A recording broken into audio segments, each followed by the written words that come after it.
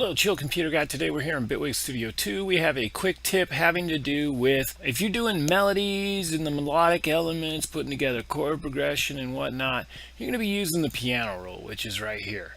But if you're going to be editing drum loops, drum patterns, that type of thing, you might be using the drum editor. Now, the unique thing about the drum editor, what it does is it folds down your MIDI lanes to just the notes that have MIDI information on them. So you can see I only have MIDI information on these 4 notes here.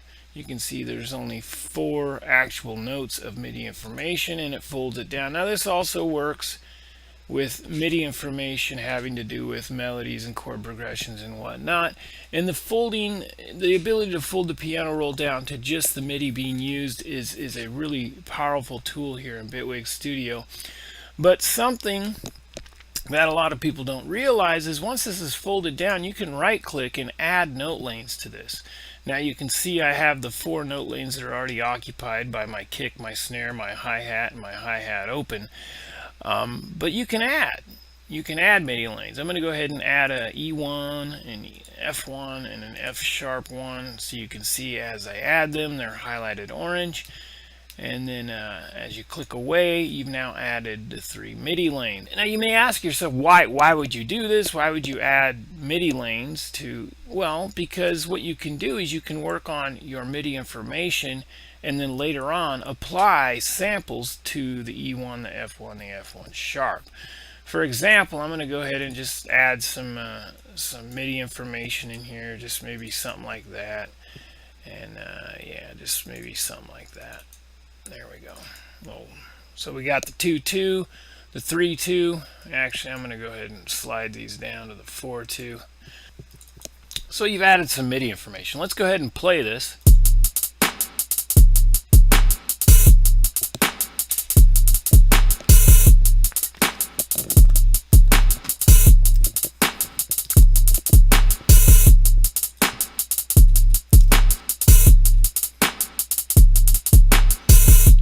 You can see we're working on a hip-hop beat today. These are MIDI notes that are being triggered but aren't triggering any samples. So to do that, what we got to do is we got to occupy the E1, the F1 sharp here, and the drum machine here. So let me see here. We got some tom-toms. Let's throw some tom-toms in there. What the heck? Throw a couple of tom-toms up in there. Oh, I like that one. I might move that one over here and then put that real low tom. There we go. Let's go ahead and listen to this again.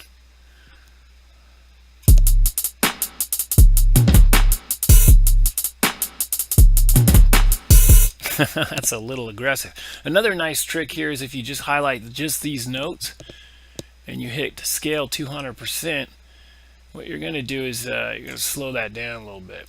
You can do that twice, actually. Actually, I might do that twice. Let's do it one more time. There we go. Let's play it now.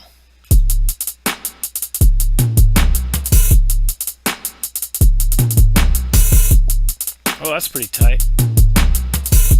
Then you can scale it back also. This first one's scaled back.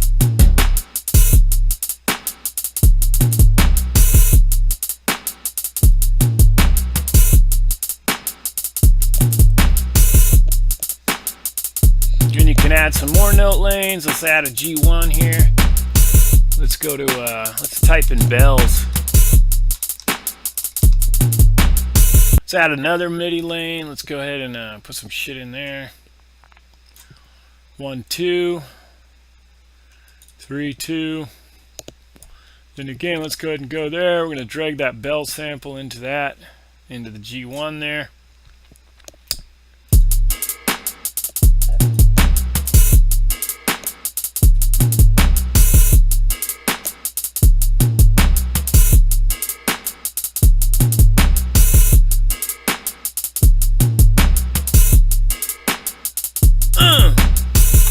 Pretty cool stuff. So just a different way to build up your MIDI drum loop as opposed to putting all your samples into the drum machine, and then some of them you use, some of them you don't. Put down some MIDI data and then search for the samples that MIDI data is going to trigger, and it's just kind of It's kind of a backwards way of doing it, but in a way it's a good way to come up with some just kind of quick ideas. And just I'm always into taking your normal routine and shaking it up a little bit. So remember, you can always right click and then add more MIDI lanes, and then put some notes in those MIDI lanes, and then pull some samples that MIDI information will trigger. Just a different way of building up your loops and a different way of doing things. If you haven't already, please subscribe. Chill Computer Guy. We'll see you guys later.